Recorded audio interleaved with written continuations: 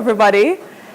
I'm so delighted to be here and to be sharing with you today. I promised Alison that I'd be 10 minutes, but I'm a teacher, and you know how it goes. But thank you for having me. So, what if you placed a primary school student from 1914 into one of our classrooms today? How do you think they'd react? They'd be like, wow, like this is totally, what? Awesome, like crazy, right? There are all these iPads and projectors, and I mean, the calculator is an age-old thing, right? People use calculators still? I don't know, but we use our phones, exactly. So they'll be totally blown away by what it is that they're seeing. But I bet if we were to ask them if we were to put them in that classroom and ask them to tell us about 2014 and whether or not they're enjoying learning in that space for the time that they're in there, I'm not so sure that they would think that it is that much more engaging. There'd be all these things, but I'm not so sure that they would think that they're totally blown away and that they're learning and grasping. And that's not sad. That's sad. That doesn't make me happy because we've come so far, and you would think that we would have finally found that thing that makes children learn and make them more engaged. And I think there's a simple reason for that, and what it is that there's no magic. There's no magic in our classrooms, not enough magic in our schools.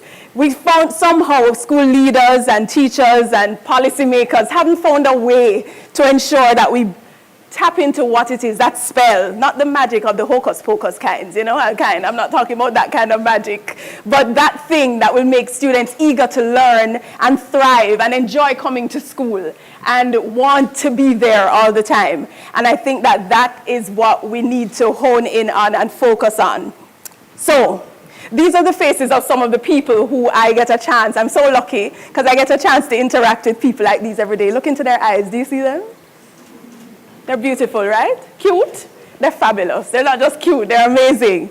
And what it is, I think, that I see in them is magic waiting to happen.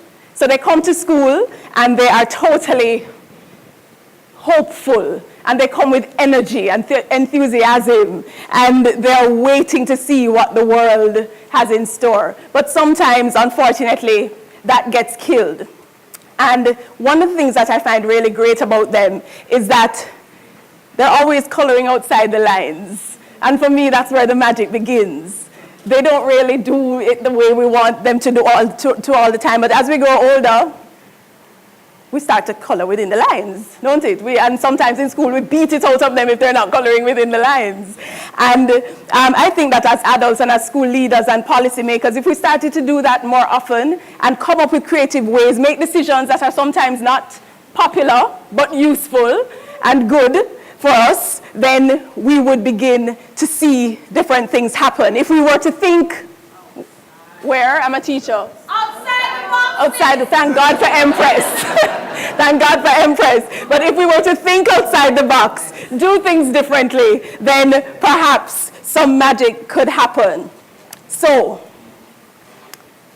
research has told us that the two most important contributors to ensuring high student achievement are school leadership, strong school leadership, and effective teaching. And so, as I see it, school leaders are powerful people.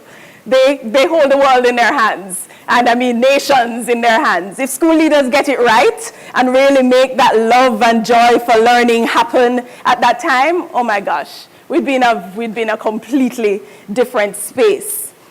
So, staying inside the box, Dr. Phil always asks the people who come on his show, he always asks, how has this been working for you? After they've told him a whole bag of horror stories that have happened in their lives and what they've been doing over and over again, he's like, how has it been working for you? So I'd ask our school leaders and my fellow colleagues, how has this been working for us? We've been doing this for decades and it hasn't been working, yet we continue to do it in the same ways. And so year after year, what happens is our children fail and we say, is so the thing set? This is it. And we keep doing it the same way. So our students sit like this. You very rarely go into a classroom where this is not the case. You know, I've traveled to many places and seen it different, and it just excites me. I'm like, oh my God, I went to a school recently, one of our pretty affluent schools in Jamaica, and I'm not saying that that's the way, but what was so refreshing as I got a tour around the school was that some children were on their headsets and headphones. They were focused, they were doing an activity, but they had an opportunity to chill while they were doing work. And so many of you, don't you listen to music while you work sometimes? And it's soothing, so why can't children do that too? If it's monitored and if it's safe. And I found that really interesting. One child was lying on the carpet reading this great book. She was in grade 3, and the book looked to me as if it was a book that was way more advanced. And it was okay, and everybody was doing work and productive. So, I don't know about you, but I want to see magic like that happen every day in our classrooms, and I think all of our children deserve it. And I am tired of not having children get those opportunities. I am ready for the revolution, Mark. And I want to make sure that children do get the best opportunities possible. So I'm saying no to excuses, no more excuses. If we want to do this and do it well, then we can't be giving all these excuses, and I hear them all the time in the work that I do around Jamaica, wherever we go, and we have a meeting with teachers and principals and what have you. We start off by doing the blame thing. So it never ends that way, but I'm telling you, it always starts that way. So we say there are not enough resources. It's the government's fault. It's the parents' fault. It's the communities they come from. And the list goes on and on. You know it. And while we blame and blame and blame, what happens? Our children fail and fail and fail. Yes, so you see, I'm a teacher, so this call and response thing is... Fail and fail. Okay. But it's no longer acceptable, not for me anyway, and I'm sure it's not for you. So these are some of the things that we could see. In some of the schools I work in, these are the statistics that we start off with. 5 out of 200 grade 11 students. 5. So that means 100, let me do my math. Some of them, most of them are leaving school. No, seriously. I was fortunate to go to a school where there would be 5 people who did not pass 5 CXC subjects, and you knew who they were. So that can continue. Hundreds will graduate with passes. At the end of this school year, hundreds of students will pass through our system, and they will not have received one single subject. Thousands of them will go into school come this next September in 2015, and they will barely be numerate and literate.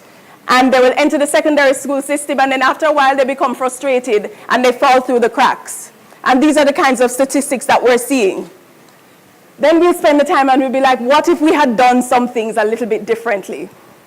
What if we had tried to, I don't know, fix the leaking roof by asking the hardware store down the road to come and assist us and reach out into the community and get that done? Or what if we had, I don't know, asked the principal had asked parents to come and help with the breakfast program so that they didn't have to focus on that. But there are many things that I think that we don't give enough attention to. And we could have supported teachers more. There are many questions that we would ask. So now I want to introduce you to a magician. You see this guy here? He's a magician. Not the hocus pocus kind, but his name is Theobald Ferron. Now, Theobald Ferron is one of the principals in the Centers of Excellence program that I had the privilege of running. And it was a project that was created by Jamaica National and Victoria Mutual Building Societies, 2 fierce competitors, but they came together to, hi Jennifer, they came together to work to ensure that we gave better outcomes to our students. And so we focused on the school leaders, and we tried to help them to create magic. And believe me, this gentleman here, Theobald Ferron, when he took over Godfrey Stewart years ago, Godfrey Stewart was the place that nobody wanted to go to. So if students passed for their GSAT and they heard they were going there, they would be weeping and wailing and gnashing of teeth. And it was a death sentence. Theo would have to go into Savlamar. It's in Westmoreland. He would have to go into Savlamar and walk the streets to get children to come back to school, to come to school early. He would go into the communities, visit parents at home. The first time I went to his PTA meeting, and we always hear that it's the parents' fault, but I tell you no lie, there were 450 parents in that room at 3 o'clock in the afternoon. So I don't believe that parents don't care and that they don't value education, and that's one of the excuses we hear all the time.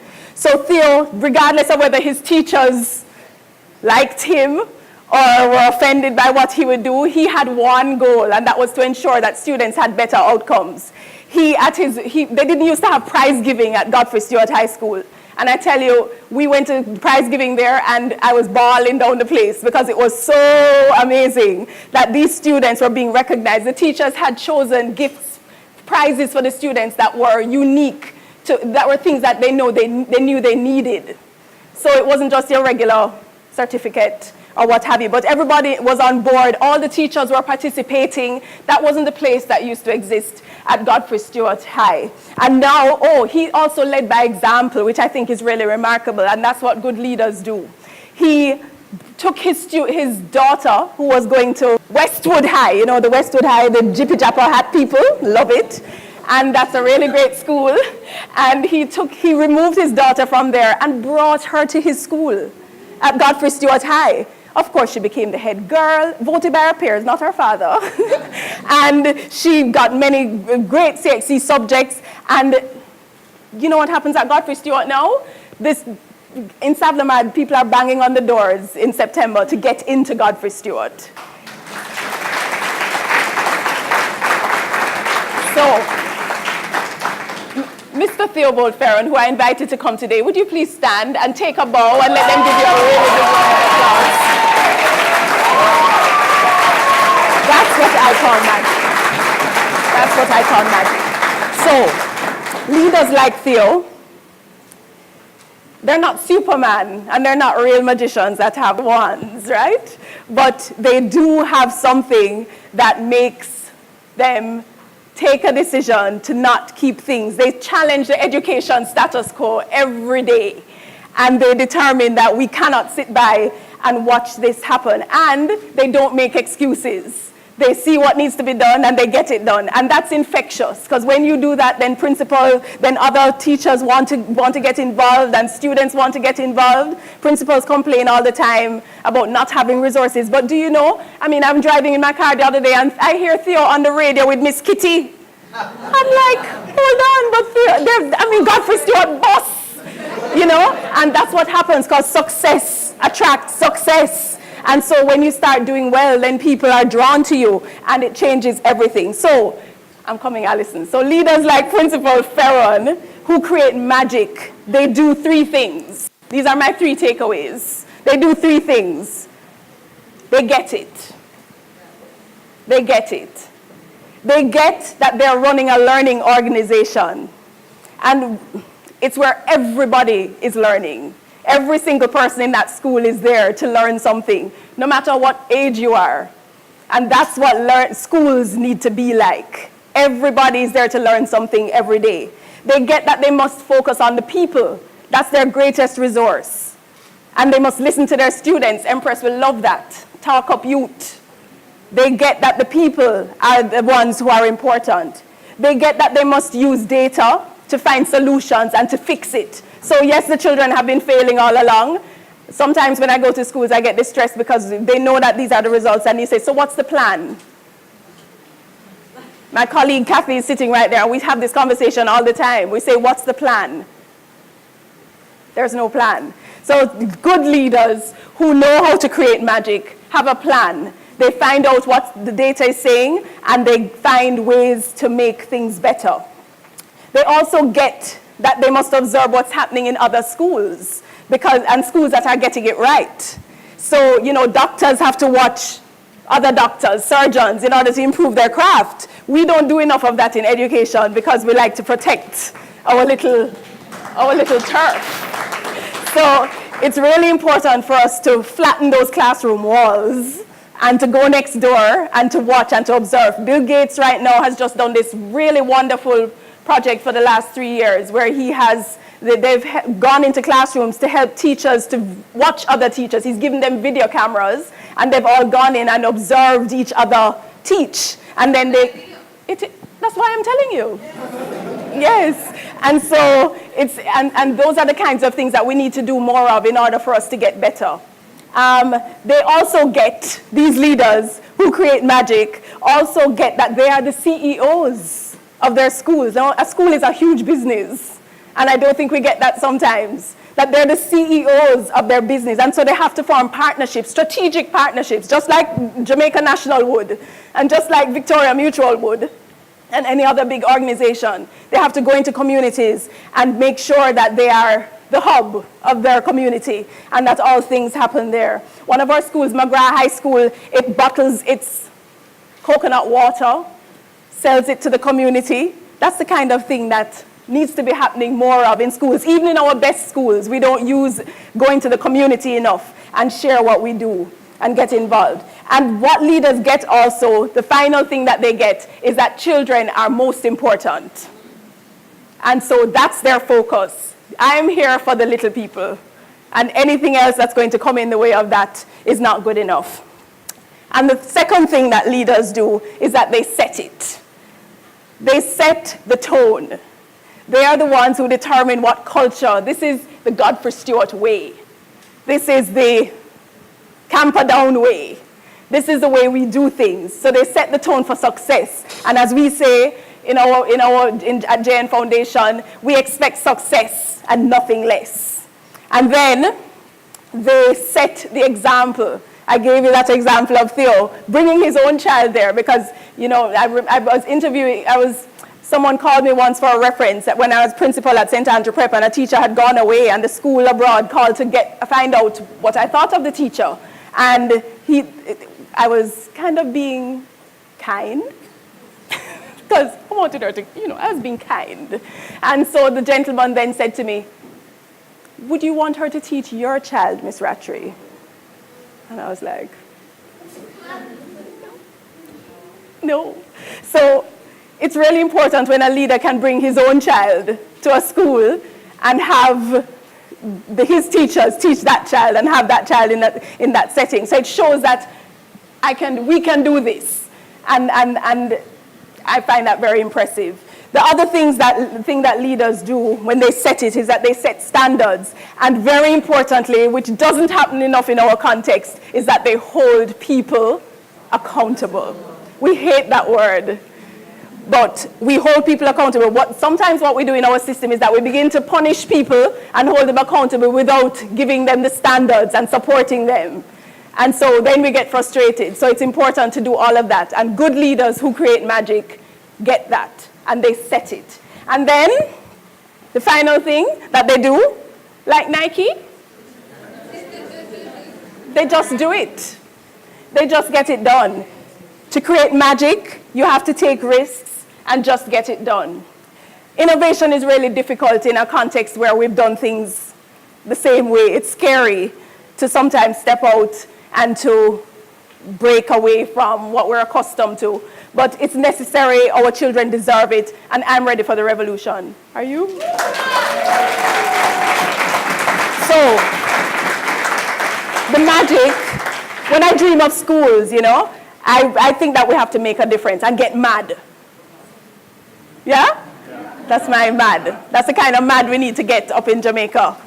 And so when I dream of schools, I dream of students sharing ideas and teachers sharing ideas and of classrooms that spill out into the community and share everything that they're doing together. The community, there should be just an intersection of everything that happens there. And the teachers should facilitate this and not be teachers, but facilitators of this process of learning.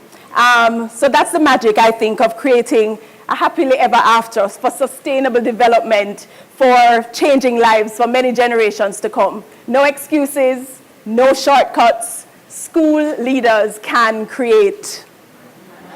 Oh, you are listening. Thank you.